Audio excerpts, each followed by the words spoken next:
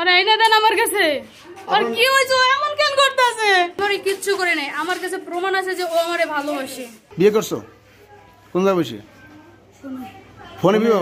টিকটকে প্রথম পরিচয়, ফেসবুকে হয় প্রেম, 2-3 মাসের ভালোবাসা শেষ পর্যন্ত গড়ায় ভিডিও কলের মৌখিক বিয়েতে। বিয়ে করছো কোন জায়গায় বসে? ফোনে বিয়ে? দাবিকৃত বিয়ে করা তরুণীকে নিতে মংলায় আসে অন্য তরুণী। শুক্রবার রাতে 2 তরুণী থাকেনও একসাথে। পরে শনিবার দুপুরে এমন বিয়ের ঘটনা জানাজানি হলে এলাকা জুড়ে সৃষ্টি হয় চাঞ্চল্যের। অবশেষে শনিবার রাতে পুলিশ উভয় তরুণীকে উদ্ধার করে পরিবারের কাছে পাঠিয়ে দেয়। ঢাকার নারায়ণগঞ্জে গার্মেন্টসে চাকুরি করা তরুণী মাদারীপুরের রাজৈর এলাকার সুবর্ণা প্রেমের টানে ফেসবুকে বিয়ে করা স্ত্রীর দাবিকৃত ঢাকা থেকে মংলায় তন্নির কাছে ছুটে আসে। শনিবার সুবর্ণার সাথে কথা হলে তিনি বলেন, আমাদের টিকটকের মাধ্যমে হয় সম্পর্ক, এখন আমরা উভয় স্বামী স্ত্রী। ওরা এনে দেন আমার কাছে। আর কি হইছে, ও এমন কেন করতেছে?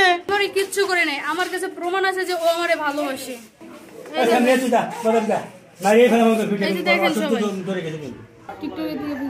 টিকটক থেকে ফেসবুকে? তাই সেখানে সম্পর্ক তোমার সাথে এই 3 মাস? বিয়ে করছো কোন জায়গায় বসে?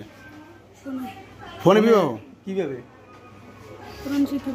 কোরআন শিক্ষা? তাই তন্নির সাথে কথা হলে তিনি জানান, টিকটক থেকে পরিচয় হওয়ার পরে ফেসবুকে আমরা একে অপরের সাথে অ্যাড হই। কথা বলি, আমার বলে আমাদের একটা গ্রুপ আছে, বলছে আমাকে অ্যাড করো। আমার বলছে তুমি আমার কি বলেছো, গার্লফ্রেন্ড নাকি বউ নাকি ফ্রেন্ড? আমি বলছি তোমার যেটা ইচ্ছা। তারপর আমি মজা করে বলছি যে এমনি বউ হিসেবে পরিচয় দাও। তুমি বলছো? যে মজা করে বলছি এটা। হ্যাঁ, তারপরে সে আমাকে অ্যাড করে ওইখানে অ্যাড করবে। আমরা কিছুদিন কথা বলি, কথা বলতে বলতে ও আমাকে বলছে আমাকে বিয়ে করবে।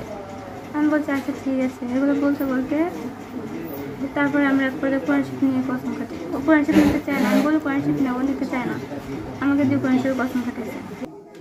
তুমি দোষে দাবা না, তাই তো? পরে খবরটি ভিন্নভাবে ছড়িয়ে পড়লে তা পুলিশকে জানায় এলাকাবাসী। পরে সুবর্ণাকে তন্নির বাড়ি থেকে থানায় নিয়ে যায় পুলিশ। সুবর্ণা বাড়ি মাদারীপুর রাজৈর, গ্রামের নাম মহেশমারি। সে টিকটক করে। মংলার তন্নি একটা মেয়ে আছে, তার বাড়ি আমাদের সুন্দরবনে, ভাড়া থাকে মংলাতে। তো সেও টিকটক করে। টিকটকের মাধ্যমে তাদের পরিচয় এবং ফেসবুকের মাধ্যমে তাদের বন্ধুত্ব। সেই সূত্রে যোগাযোগ একটা পর্যায়ে সুবর্ণা মংলা আসে এবং তাদের সাথে তারা একসাথে থাকে একদিন। পরবর্তীতে বিষয়টি জানাজানি হলে আমাদের সহযোগিতা চাইলে আমরা সেখানে যাই এবং উভয় পরিবারের সাথে কথা বলি। পরবর্তীতে আমরা আমাদের সুবর্ণাকে আমরা থানায় নিয়ে আসি। আনার পর তার পরিবারকে সংবাদ দিই। তারা আসে, তার মা আসে, চাচা আসে, ওই স্থানীয় গ্রাম পুলিশ আসে।